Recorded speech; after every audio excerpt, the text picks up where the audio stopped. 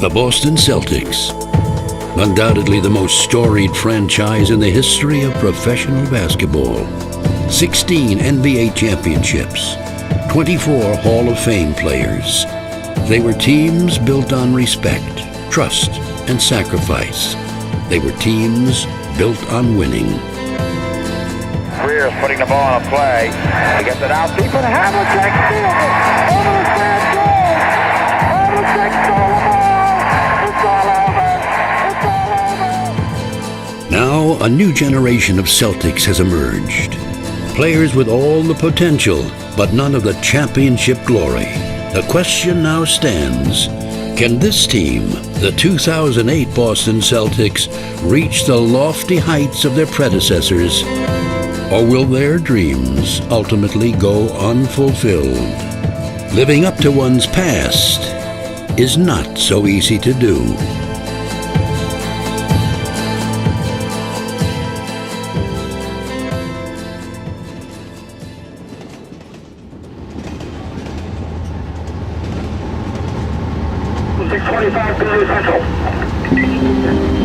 North Station, next stop, North Station.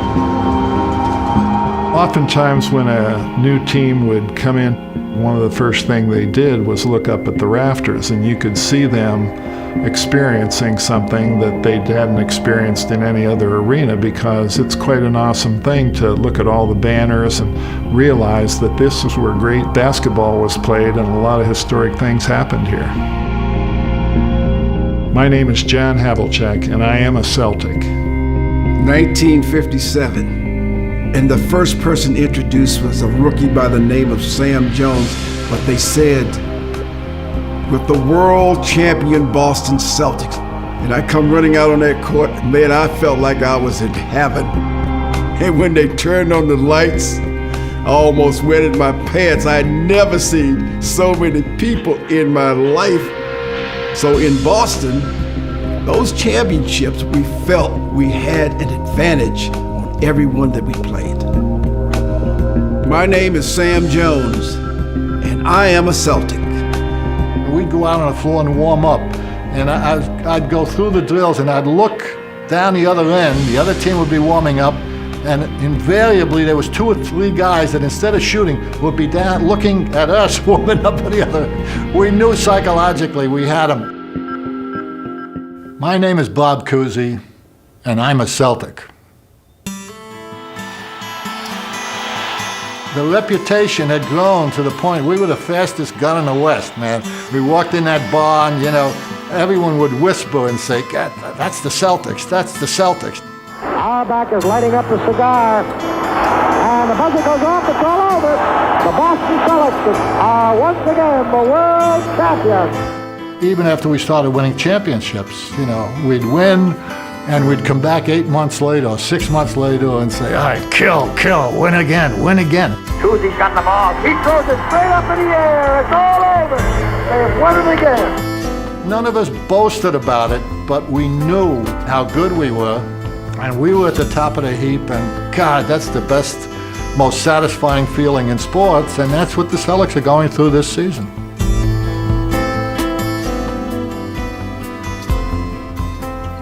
Again, last night, after watching the film, the defensive effort was phenomenal. It really was. You had a team that is a great offensive team, the best offensive team in our league, really. They struggle scoring, and then we return the favor. Other than that, just keep it going. All right, got to keep it going.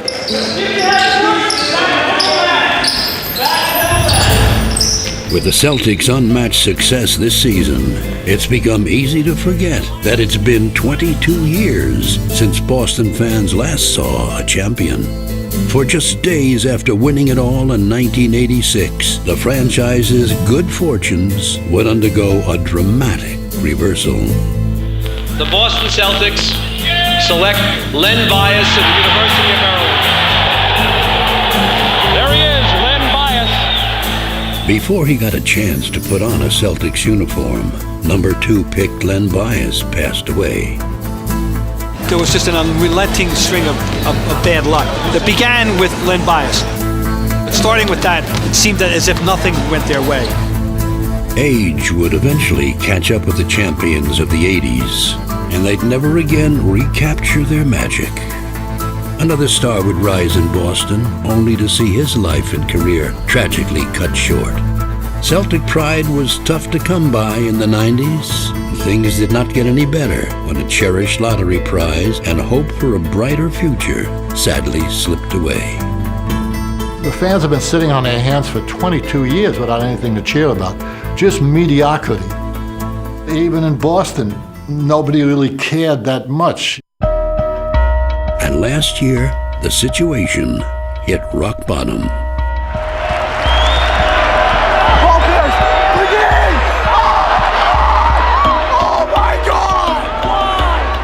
Crushed by a franchise record 18-game losing streak, the team endured the second worst season in its history. Soon, all eyes were on general manager Danny Ainge and head coach Doc Rivers, who seemed to have run out of answers. It's tough to be in a position where you're in the middle of the pack all the time, and things could get better in 4 or 5 years, but people want results now. I was hurt for many, many years, but they were still my team. And I got a lot of people talking about us. It didn't make any difference. One day, we're going to come back.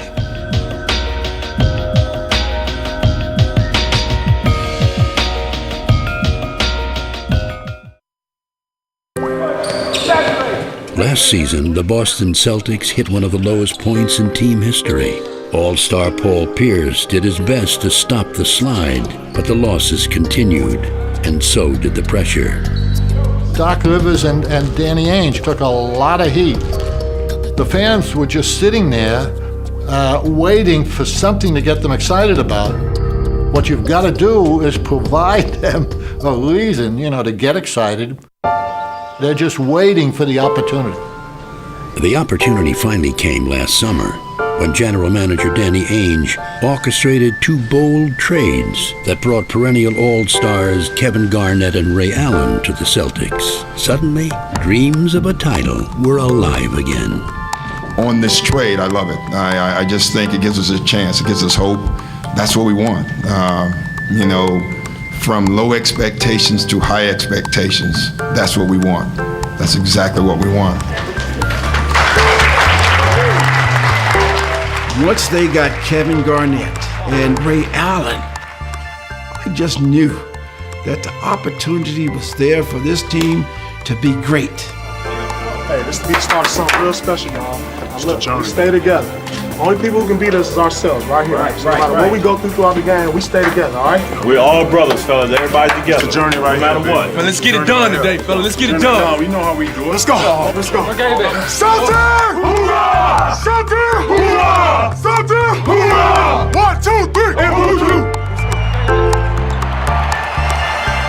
Finally, every game is SRO. Celtic ticket is the hottest ticket this winter in town. It's like a new breath. Yeah. It's just fantastic. Why? They're awesome. KG, Ray Allen, Paul Pierce, that's all you need.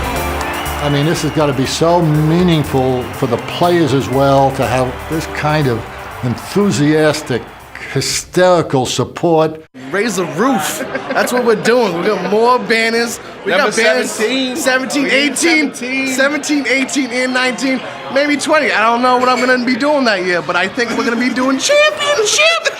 Oh, dang. Pierce for 3. Yes!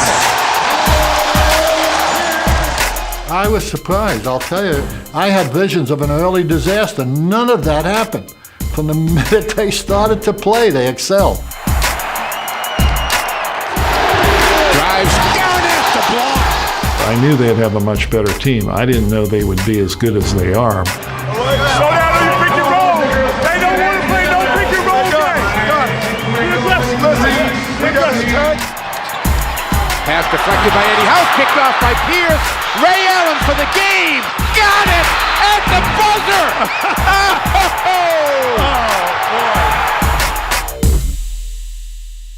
Tonight was rocking, man. Whew. I kept trying to, center myself, but man, I couldn't even help it. This place was rocking. Man.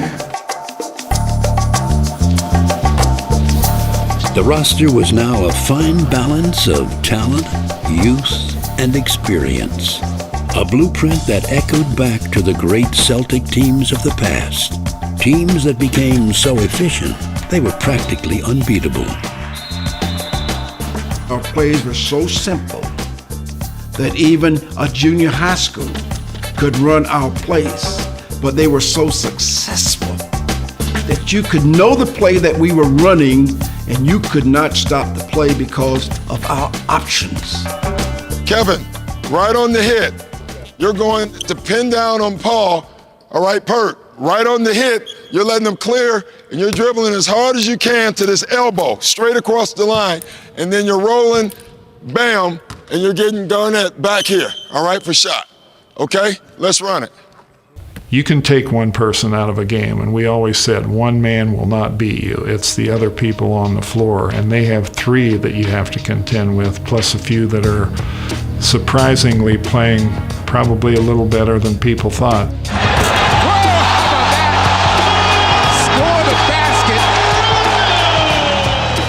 When you get three players of this magnitude, it makes everyone else play better.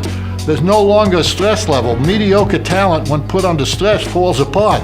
But when it's playing alongside the big three, it overachieves. They play better.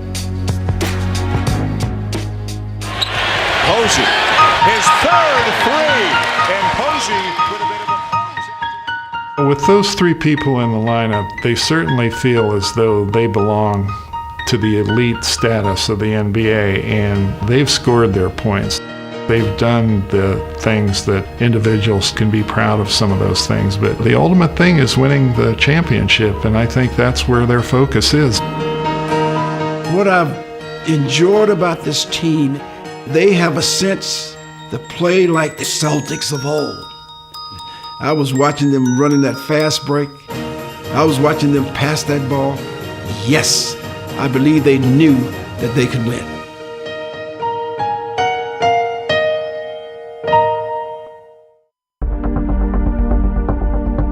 While the Celtics are led by Paul Pierce, Ray Allen, and Kevin Garnett, one stands alone as the team's emotional core.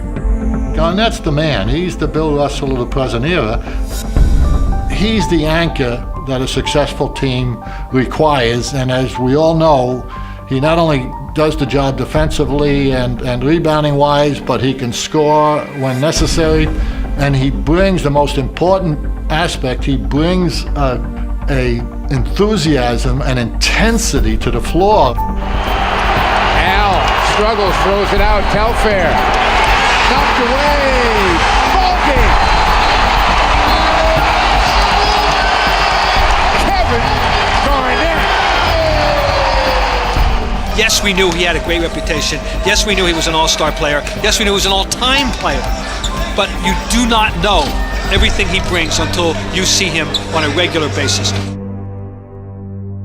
Garnett's fierce desire calls to mind a legendary big man who defined an era. Bill Russell possessed a relentless drive to win, one his teammates could not resist. You can't underestimate the importance of your key people coming to the table with that kind of intensity, because it's contagious.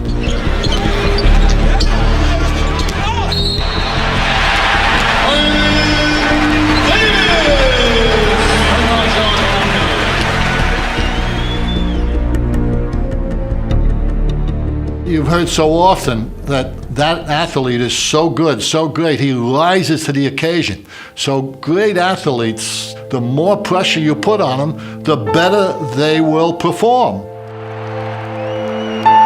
With every victory this season comes redemption, not only for the players, but also for Danny Ainge and Doc Rivers. The two stuck together through the storm and are now reaping the rewards of a new day. Great win with those benches. Let's get out of here, baby. Let's go, baby. Let's go. Great win. Way to grind it out. Hey, guys. It was a 32-point turnaround at one point. All defense. 1, 2, 3. 1, 2. It is very difficult, especially in today's atmosphere, to coach superior talent and get them to perform to their optimum level. And Doc has been able to do that. He's made that transition. And, geez, he's made it beautifully. You look good, except for besides composure, which we got. I don't want to hear it. I am not listening to it. Now, I know. That's fire, man. No, it's a difference. That's fire. It's a difference. I was composed. No. Because when he pushed me, I didn't snap back. But you got 2 fouls. Message. I know I'm gonna foul out the game. But Kevin, think about it. 5-point game. You have to sit you. We go in the quarter down 13. Right? I know I'm right, but thank you. I think he reaches out to them as much as he can in terms of their individual desires, but I think he also maintains their respect and as a result has developed a good, solid relationship. I'm thinking about racing the team, Scott, and if I beat anybody, that means y'all gotta practice. We race from here to there. If I beat anybody, y'all gotta practice. Pert, I need you in this race, Pert. Scott Pollard. I'll take it. Wait, go.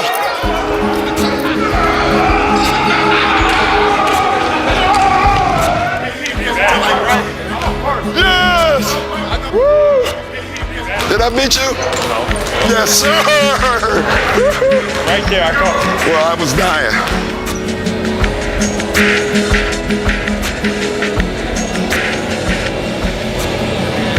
And we're off. He want to play Boo-Ray. He want to play Boo. He want to play Boo-Ray.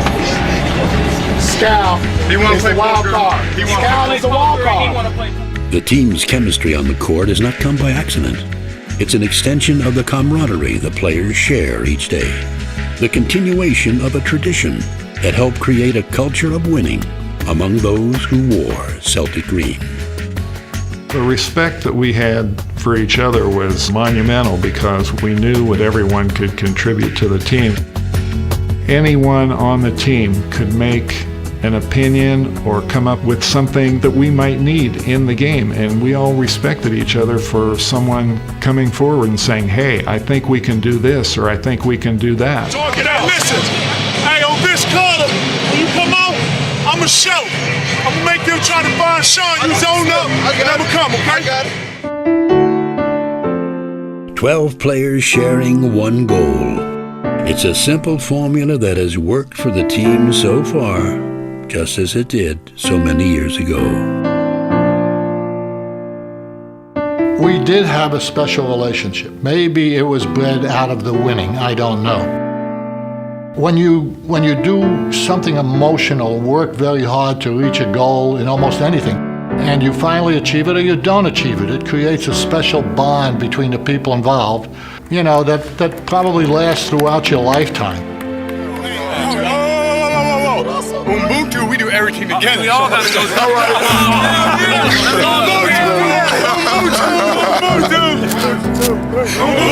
Y'all go to dinner, I'll pay for all y'all.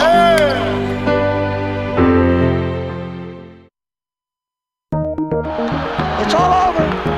Everybody in the place is yelling and screaming. They deserve it, John. They're the greatest basketball team that was ever assembled. The success of the Boston Celtics that began in the late 50s inspired a tradition that would continue for the next 30 years, instilling a belief that winning was a birthright. Celtic pride and Celtic mystique, you know, there is something real to it, and I think that you gain it as you win championships, and to be a Celtic, it puts you in a special class because they've won 16 championships, and not too many franchises can say that. I think the expectation begins before you walk out on the court. I think it begins as soon as you put on the uniform, that now you are the best team in this league, and you really feel that.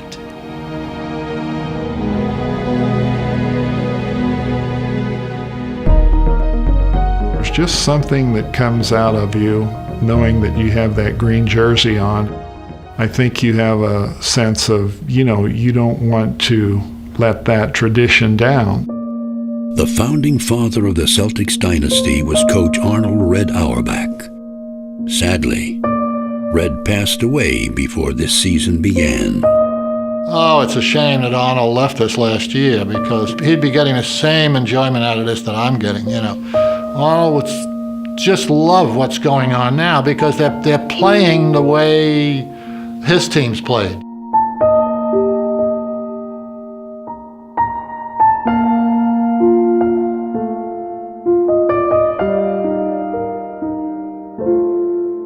Gosh. I wish Red Auerbach was alive today so he could see this team playing the way the Celtics of old. And that is the winning combination of young guys playing together. Not to be selfish, pass the ball to the open man, get back on defense, run the fast break when the opportunity presents itself, and you will come out on top.